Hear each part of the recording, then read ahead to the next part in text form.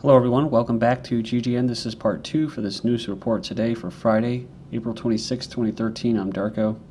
Alright, I'm ready to go here. Boston bombing case may take years to unfold. So this is not a very big surprise. Like most operations or conspiracies, you're never going to really know about them because they just say, oh, well, to get to the bottom of this, we're not going to really know until most of the generations now that witnessed it and were traumatized by it are dead.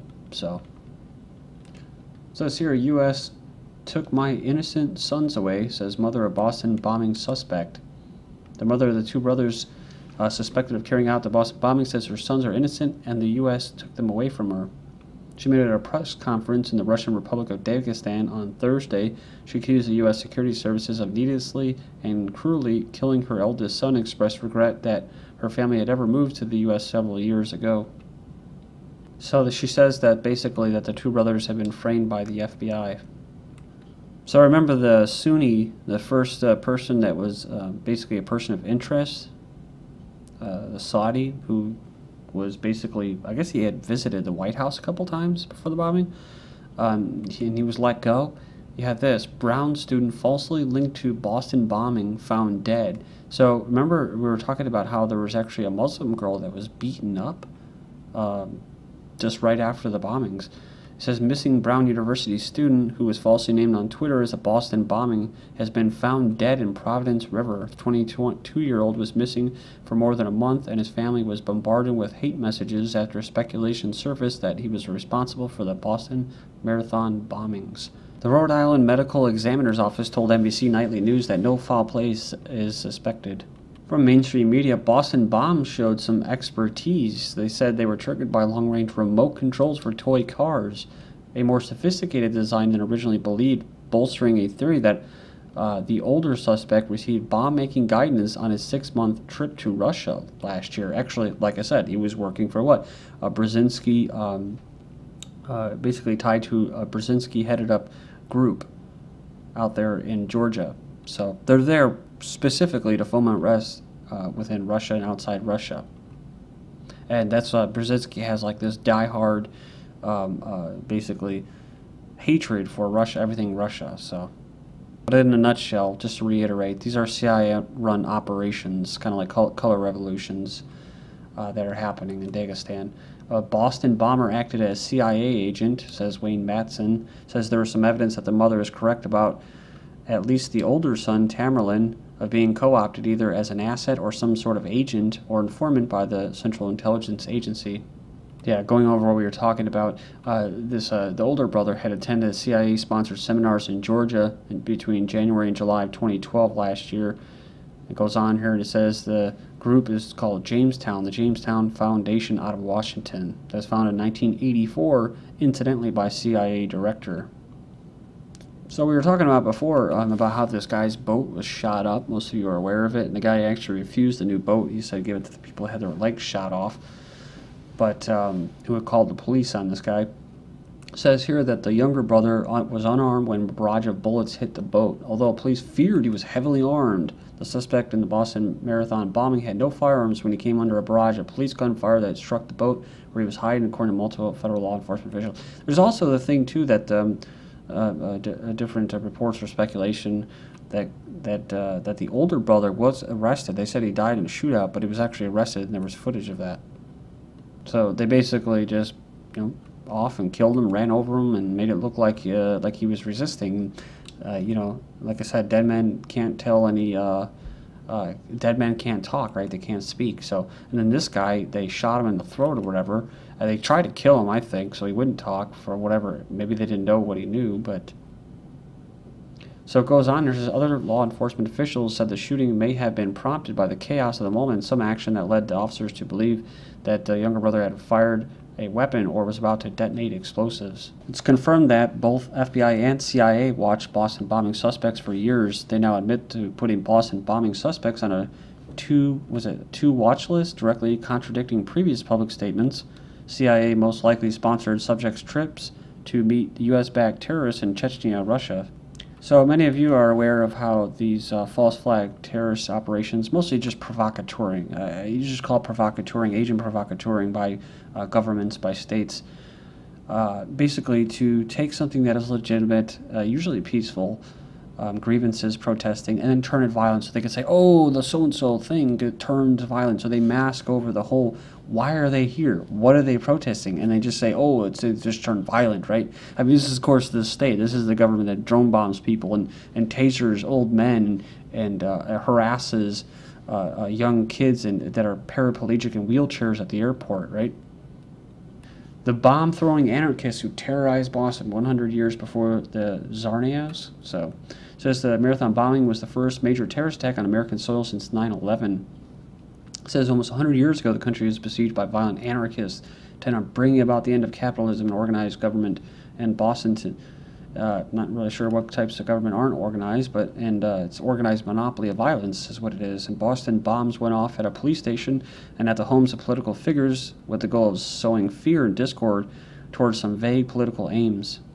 This article is bullshit. It's disinformation, so just put it out there.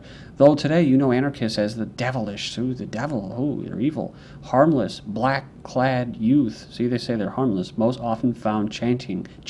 See, they're like a cult, right? During World Trade Organization protests. This is something that's destroyed our fucking country, right? Globalization, these trade agreements, seceding sovereignty, and these people are anarchists, right? So they don't even care about the sovereignty aspect. Anarchists, it's just like the way they water down serious movements that are going on. Anarchists were at the top of the list of the American government's enemies list a century ago. That's right. But it wasn't just here. It was in other places. It was in Europe as well. There was another thing going on in Spain. They actually brought it about in Spain. But it's always a serious. The government always takes it serious, you know, the threat of anarchism, because then all of a sudden their monopoly of violence and force and coercion all of a sudden is non-legit. So it's a mentality that people need to get to, you know, they need to be able to accept. Insurance payout, you know, they have to move beyond the whole thing about chaos and disorder, right? Because once people are all of a sudden they're free.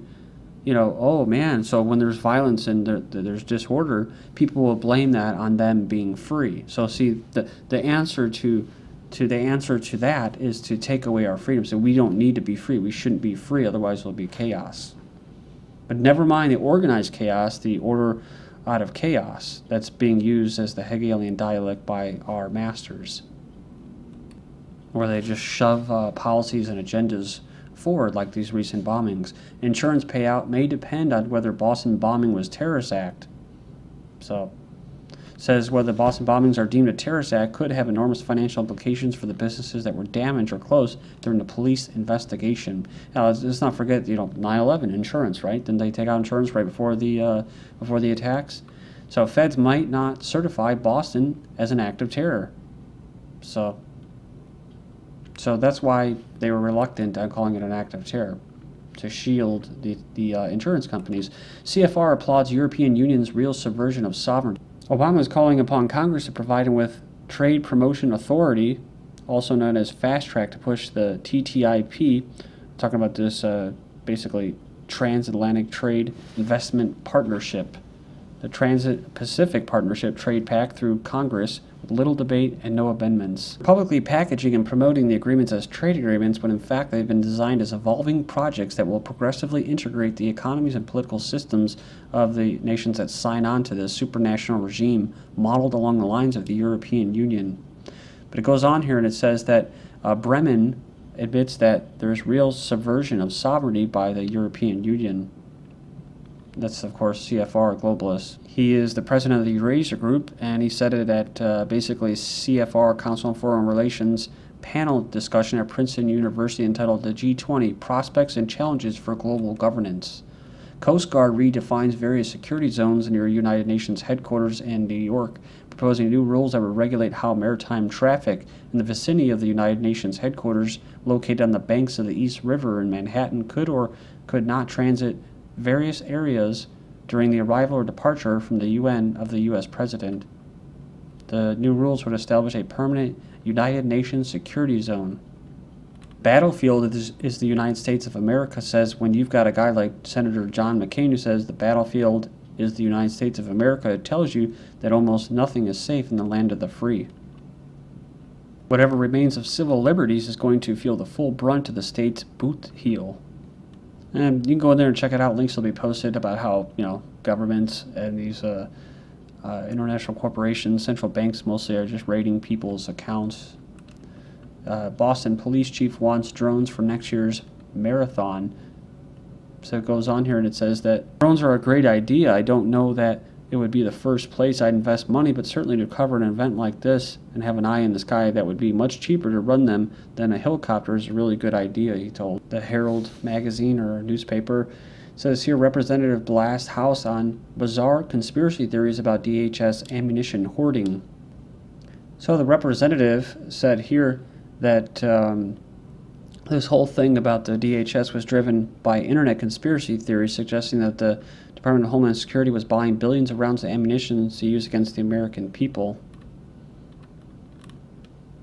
So they're going off the subcommittee chairman Jason Chaffetz, a Republican, who's citing recent news reports about the federal government's massive procurement of ammunition, which is true. It's an actual, you can go on there and check how much they're buying as far as hollow point ammunition. They call it for training for DHS, but it's a lot. It's a lot of ammunition, and they tell you the amounts. It's actually a regular website. It's not conspiracy theory. But it says, although Chaffetz mentioned media outlets like the AP and USA, much of the hype about DHS ammunition purchases have been driven by conservative websites, Zionists like Alex Jones' Informs and Glenn Beck's The Blaze, and theories have been kept alive by Fox News Channel and Fox Business Network and televangelist Pat Robertson. So since those people, which I believe are controlled opposition, much like Mark Dice and all them, since they're controlled opposition and they said that, well then it must not be true. Well, it probably is true, but the truth is too is that the NRA, like much of these controlled opposition figures,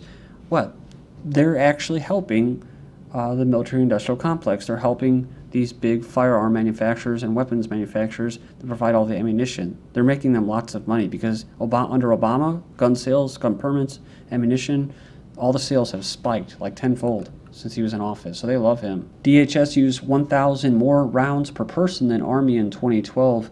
Says here that they're using roughly 1,000 rounds of ammunition per person more than the U.S. Army. So it goes on here and it says that it is entirely inexplicable why the DHS needs so much ammunition, says that same Republican. So they've says here they got 260 million rounds in stock. They bought more than 103 million rounds in 2012 and used 116 million that same year. DHS is churning through between 1,300 and 1,600 rounds per officer, while the U.S. Army goes through roughly 300 rounds per soldier. More schools adopting bulletproof whiteboards. Minnesota School District is the latest new device aimed at adding a last-ditch layer of safety in teachers. Bulletproof whiteboards. U.S. schools weigh bulletproof uniforms.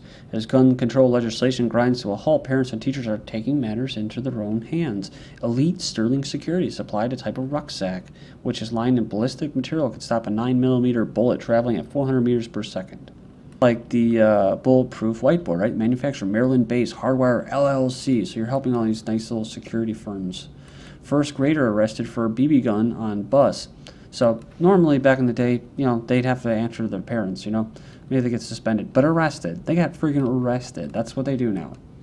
Teacher suspended. See, that's what I'm saying. It all plays together. When they have the big complex, when children, students are basically in these complexes, these re-education camps, they'll be completely fenced in. They'll have high security like they do, but they'll be able to have visitation rights to their parents on the weekends. And so this is all part of it, not just to keep people from getting in, but keep them from getting out. And they'll probably start hiring private security companies, contractors, as guards. Teacher has been suspended for showing gardening tools to class. So 17-year basically teacher has a lawsuit against the school district of Chicago for suspending him without pay after giving a lesson on gardening tools to a second grade. The hazardous tools in question were pliers, screwdrivers, and wrenches. The district said that he exhibited negligence in supervising the children and for possessing, carrying, and storing or using a weapon. ACLU uncovers illegal debtors prison across Ohio. And I'm just going to stop here. Please join me in part 3. This is GGN. I'm Darko. Thank you.